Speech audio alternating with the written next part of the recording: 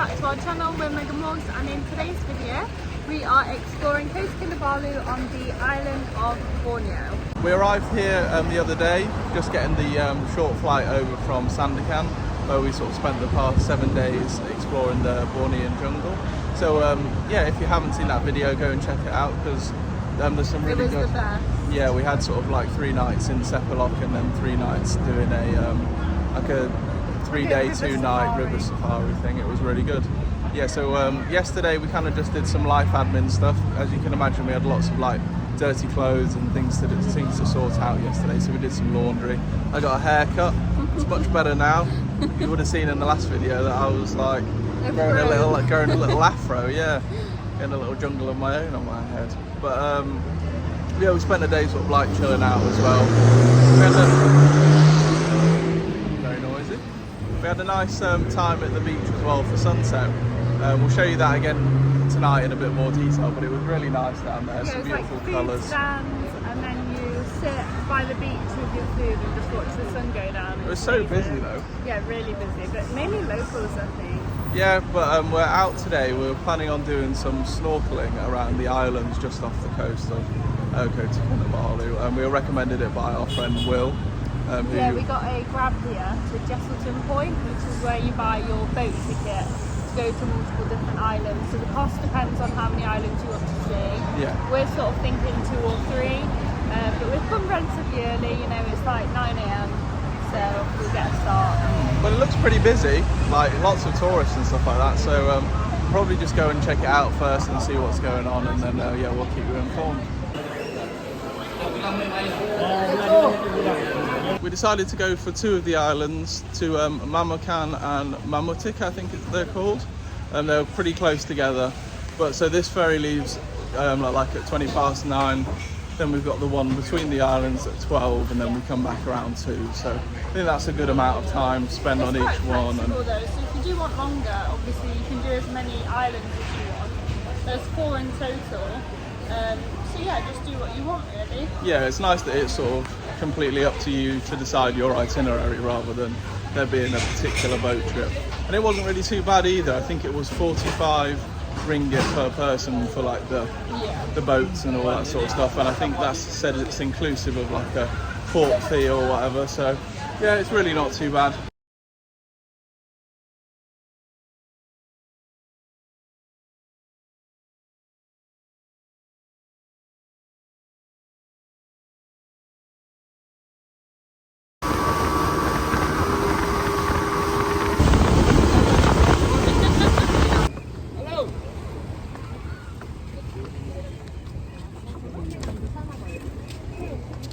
We arrived onto Mamutik Island, and as soon as you come on the island, they ask you for a 25 ringgit conservation fee. It sounded very much like the Philippines and Thailand, but with these touristy. We're not far away though. Yeah, that's very true. We are very close to.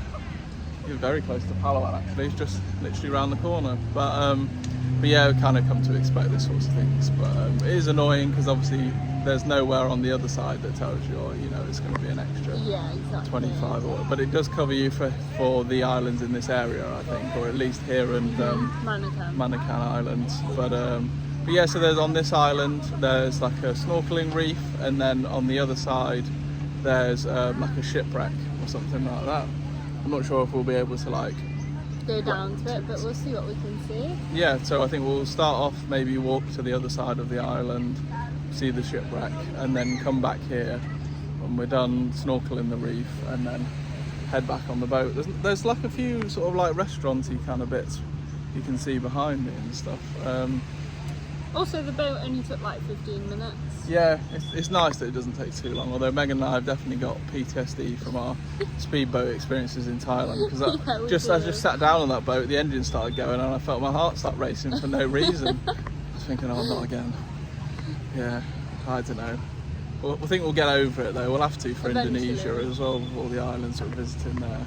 But yeah, we're just going to go and have an explore over this tiny little island, and hopefully go and see some cool things in the water. It's very beautiful here. The snorkelling was really good as well. It's kind of getting quite busy now. I'd probably recommend coming quite early in the day if you want it to be sort of like a bit more quiet, have the place to yourself, I would say. just because it's very busy. But the sand's so soft and white. Yeah, it's very nice, and the snorkeling was nice. We saw lots of nice fish. I look really tall here. Yeah. I'm stood on like the higher bit of the beach to Megan. But yeah, so it's about 11:30 now, and we've got our next ferry across to Manukam. Manukam Island. I can't remember them. At 12. At 12. So yeah, it's good. It's a lovely hot day. It's nice, really. Morgan was saying to me, he looked at me and went, I can't believe we're sunbathing in Borneo. Yeah, we're just sat on the beach here. It's beautiful. And very touristy as well. I didn't really think that there was this sort of style of tourism in Borneo, but it seems like there's quite a few people that have come to Borneo not to just like see the like go to the jungle and stuff like that, but they've come here for sort of like a beachy type holiday down this coastline, which I guess if you're from the Philippines, fancy somewhere new. We met some people from China. Just interesting, really.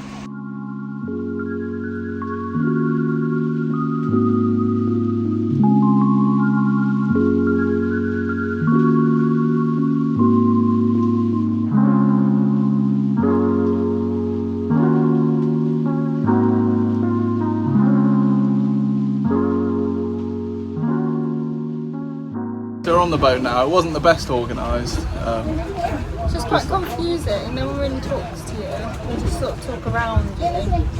Yeah, as if everyone obviously knows what's going on, but you don't maybe, and I don't know.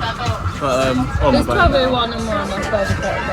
Oh yeah, it would just be good to know what was going on rather than just be sort of, I guess there's so many different languages and people don't. Oh, on the party boat now.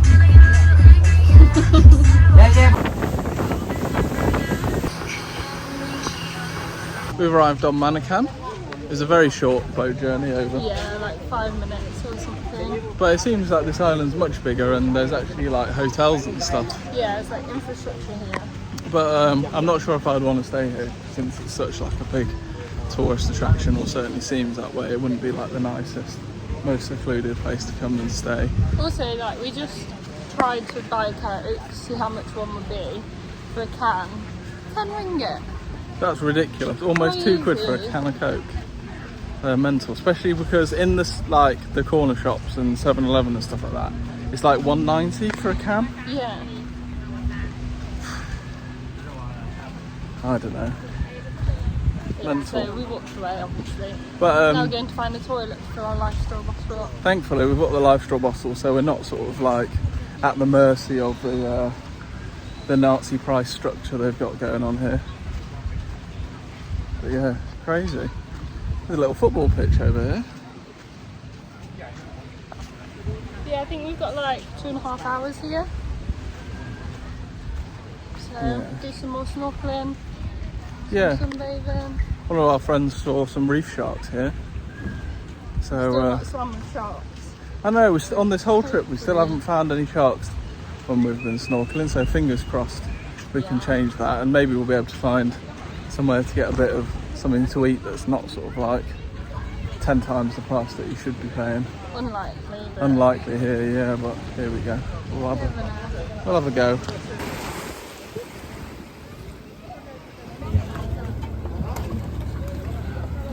The snorkeling wasn't as good as what we might have expected. We saw a cool little, looked a bit like a ray type no thing. clue what it was. I'll show you, and then hopefully someone in the comments might be able to help us. But we saw like little pufferfish and like clownfish and things like that, like what you would usually see. But the reef in both of these islands kind of looks a little bit damaged, or maybe or a little like but it's not really that surprising considering the level and amount of tourism. Also, one thing we said is obviously you're paying a conservation fee, but there's so much rubbish in the water. Yeah, it's a bit of a shame really. When you're snorkeling, you can see like, I don't know, old crisp packets and that sort of packet amongst a bunch at the bottom of the sea then. Yeah. You can only pick so much out yourself as well. It is what it is. But yeah, it's nice to come out for the day. I would recommend doing it. Even if you like to sit on the beaches are lovely. Yeah. And like what we said before, it's crazy to think that you just sort of like in Borneo, obviously known for its tropical rainforests, but you know, we're on a tropical beach on a little island. It's lovely. I'm sure there are some real good spots for like diving and stuff as well. Yeah. and maybe some quieter spots that you might be able to find. This was just sort of like the most accessible and budget friendly for us for this sort of like one day that we had to basically explore the islands. But we're heading back now on the boat. Earlier we got a grab back to our accommodation and then just spent some time sort of like chilling out, just because you know when you spend sort of so much time in the sun you need to like rehydrate and yeah, spend some time chilling. But we're out now heading for sunset at the famous, I think it's called like Tarajang Aru beach. Probably some horrible pronunciation there. I'll have to apologise to our hopefully growing Malaysian following. Yes, it's a beautiful place to come for sunset. Last night was one of the nicest sunsets I think we've had on our trip so far, but it's certainly not a hidden gem. Far from it. There was probably about 1,000 people at the beach last night. It was crazy. But obviously all those tourists does come with the positive of a really good night market. We'll show you around there in a little while, and then we're going to be getting our dinner there as well. So we've got 2 pots of like Honey sesame chicken and spicy sesame. and we've got these like potato, I don't know how you would describe them. They've kind of been like swirled, yeah, elongated on this little machine and then fried. I've got mine with some sauce on and And that stuff like that. total is 29. Pretty reasonable that is for 2 Less people. than £5. Yeah. Bargain. We might get a little bit of dessert or something afterwards that we might show you. We'll see if we will be getting some dessert afterwards then.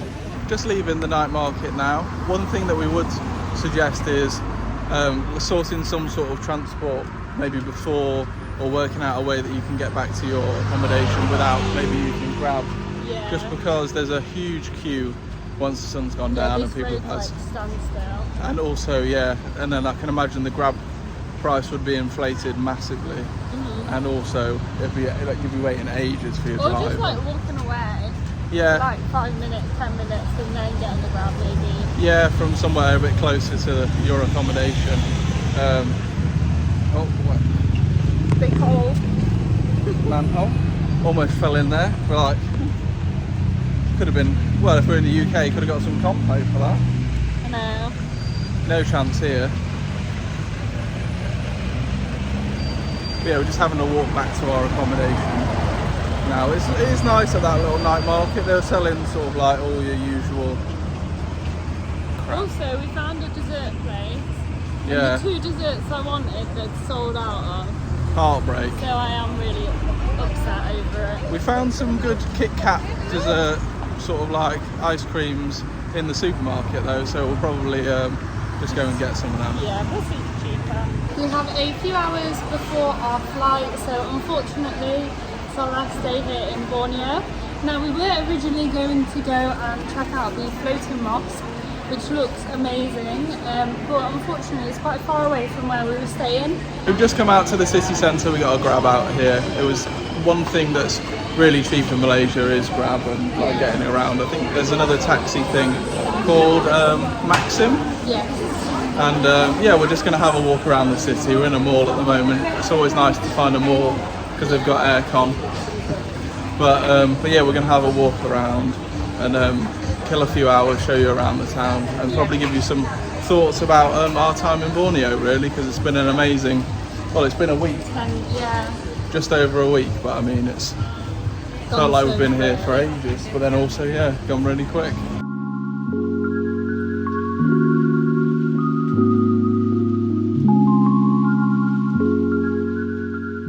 We had a little walk around the mall. There wasn't really too much to sort of see or do in there, but we managed to get a few little bits that we needed. Meg got some new sunglasses. We're just down by the water's edge now. It's very beautiful out sort of like over the bay. There's lots of different little islands that you would have obviously saw from our day out yesterday. I think that big one behind us is called like Gaia Island or something. And you can see over there like all the little floating, it's like a floating village. Basically just off the coast. Similar to the sort of one that we saw when we were in Georgetown, in Penang.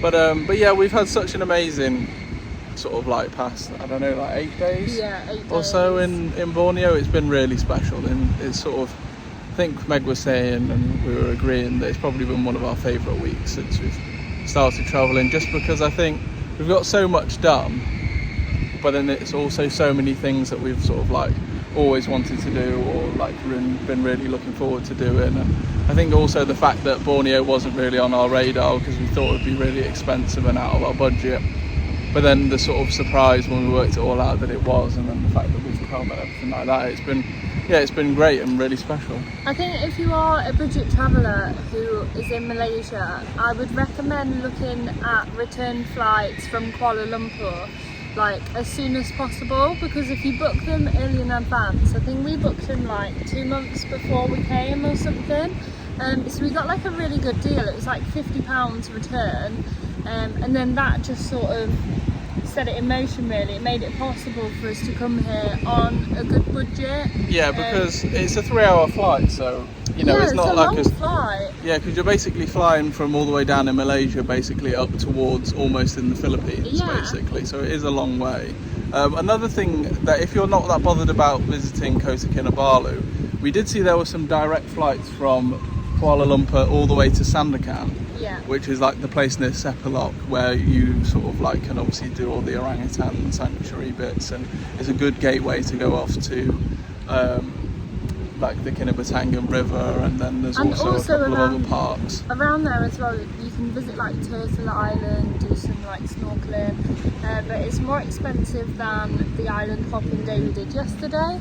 But then of course you're not paying for transport across the island, so there's so much to think about. And if you do have any questions at all, if you are considering visiting Malaysian Borneo, then definitely drop them below in the comments, because we'd love to help you out. You know, there's not that much information out there really to help you plan your trip. We've sort of planned this off word of mouth really from our friends, but there's a really good WhatsApp group for backpackers in Borneo, so I'll put the link down in the description below. So if you click that, you'll join the Borneo backpackers group, and there's people in there asking questions all the time, loads of information, so that will definitely help. We finished our time walking around the city. There's not sort of like too much to do touristy wise in the actual centre. There's just like that beach that we went to last night for sunset, and then obviously that was really good. We definitely recommend doing that. And then obviously the boat trip was really good as well. And then also the floating mosque, but I would recommend it because our friend went there and the photos, like, it does look beautiful. Yeah, when we were in the shopping mall, there was like one of the ethnic communities doing like a little show or something like that, getting some kids involved in it. It was cute. One of the interesting facts that I found out when we went on the Kinabalu River cruise is how like ethnically diverse it is here in Borneo as well. There's like over 200 different ethnic communities on this island, which I thought was quite interesting to see how like diverse it was, and lots of them have their own sort of like individual dialects. We've really enjoyed our time in Borneo and really enjoyed our time in Kota Kinabalu. It's not somewhere that I would say would be like an essential place for you to come, but if you sort of like wanted to chill out like before or after you're sort of like exploring the jungle and stuff in Borneo, we'd recommend it. But we really hope you've enjoyed our time in Borneo in this video. If you have, make sure to like and subscribe. Drop us a comment if you've got any questions about trying to visit Borneo anytime in the future, and we'll be happy to get back to you. But yeah, as always, we'll see you in the next one.